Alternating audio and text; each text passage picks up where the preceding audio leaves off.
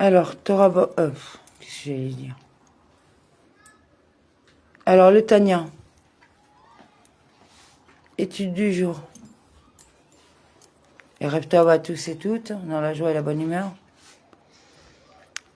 Le 10 Elul, 5785. Igeres HaKodesh, chapitre 12. Voici donc ce qu'il faut savoir. Les Juifs par nature sont miséricordieux et bienveillants.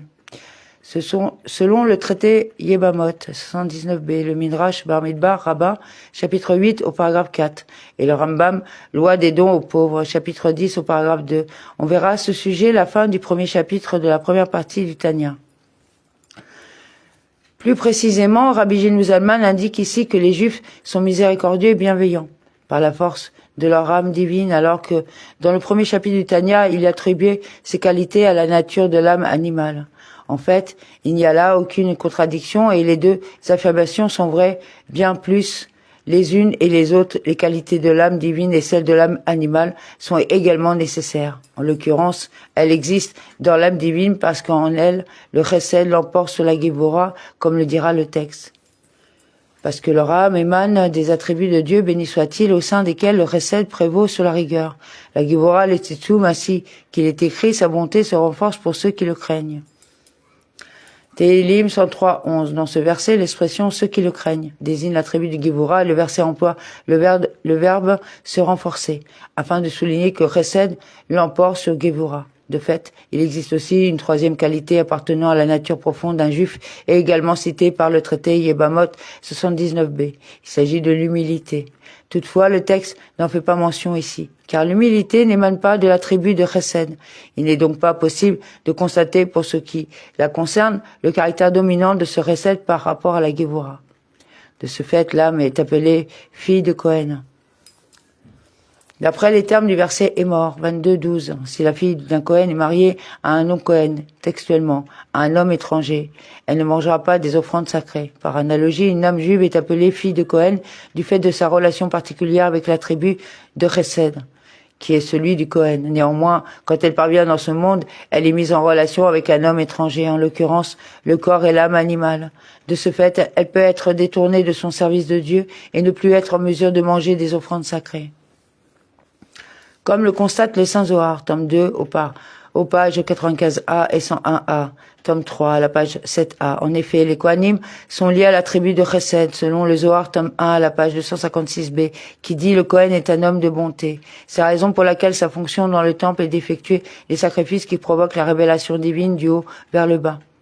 Le Lévi, par contre, émane de la tribu de Gévora. Il est donc chargé d'accompagner les sacrifices par ses chants et dès lors, sa voix s'élève vers Dieu, du bas vers le haut. Ainsi, la tzedaka émanant de ce niveau est appelée acte de tzedaka.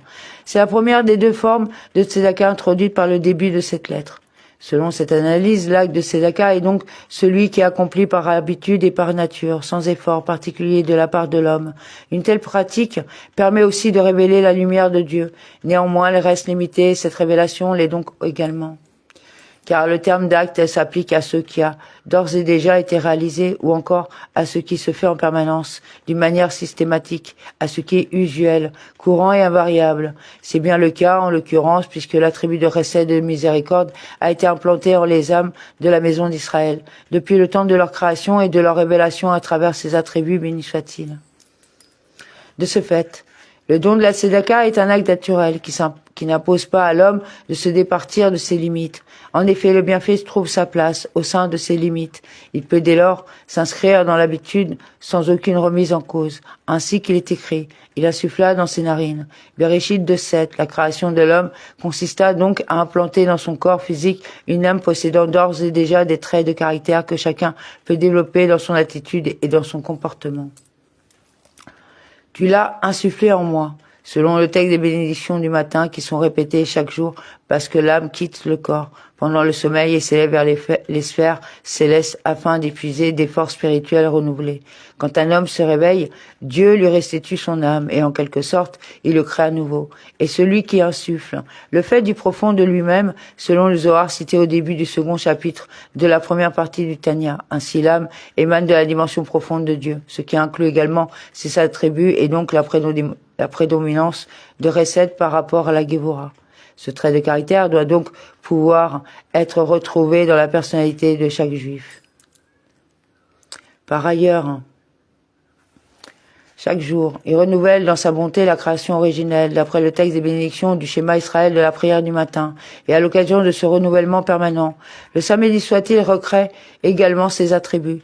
Ce qu'un juif reçoit chaque matin sont donc véritablement nouveaux et peuvent transformer le comportement en conséquence.